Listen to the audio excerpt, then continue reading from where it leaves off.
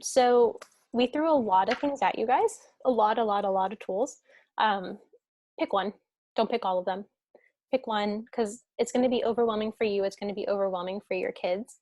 If you're throwing new tools, if you're trying to figure out how to learn a new tool, they are trying to figure out how to navigate a new tool.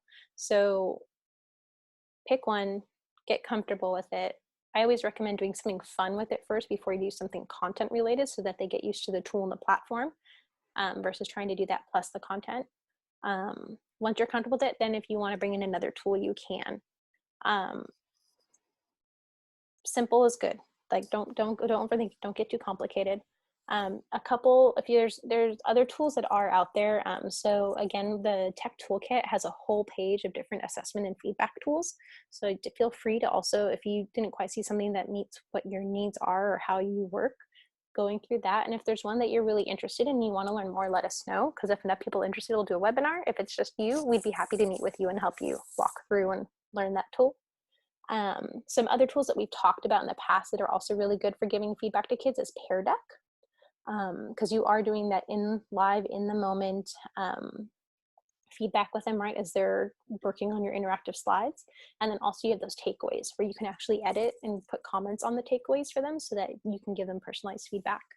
Another great tool for feedback actually is Screencastify. So what you could do is you pull up the kids' work, and then you do a quick screen recording where you can like show, kind of like if you were sitting next to your kid, right, and pointing out different things in the doc and talking about things. You could do that virtually with Screencastify, where you have the doc or piece of work that you, whatever you are giving feedback on, and then you're just doing some verbal feedback, and then you just share that link with the kids.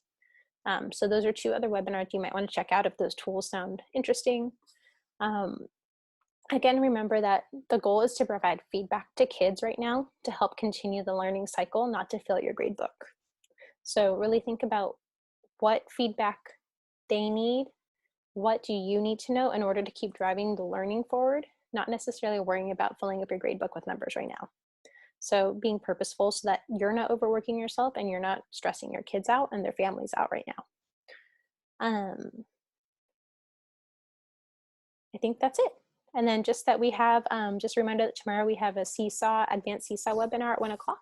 And then next Thursday, we're going to be doing a webinar on Edpuzzle and WeVideos. Those are two video tools. WeVideo is a video creation, online video creation program that you and your kids can use. And Edpuzzle is a way to build in like an interactive video thing where you can take a video and then embed questions within the video for kids to respond to. And then we are starting our Jobalix next week as well for kinder, second grade, and third grade. So hopefully you guys saw that email that went out earlier today. Any questions or anything before we leave?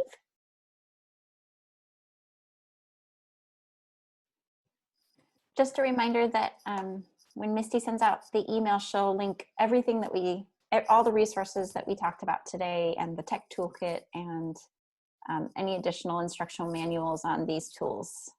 So don't worry about it if you missed it in the chat window. So for the feedback for Google Classroom, do we have to turn it on or is it automatically on? It should be automatically on. You can adjust if it's instant feedback or when you release it. And what's the difference between instant feedback? So instant is as soon as they complete the form, it'll say, thank you for submitting. And then it'll have a little button that says view grade.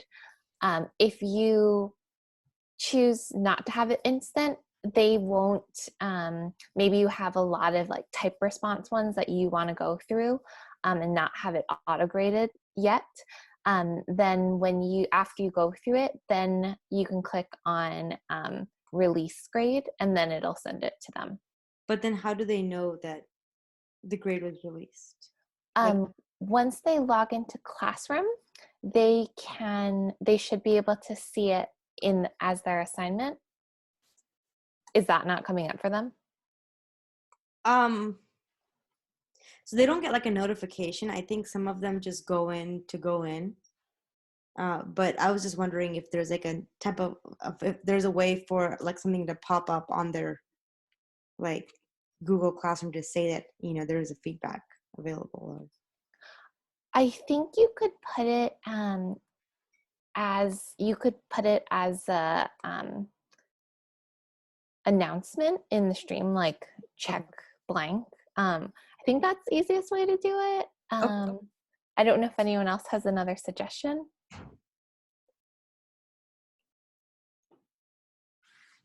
It's kind of like if you return work on Google Classroom, and it doesn't necessarily notify them all the time they have a grade. So yeah, so it's kind of, you just probably just have to let them know, hey, you know, all of your quizzes have been graded, or I've given feedback on all of your quizzes that you took.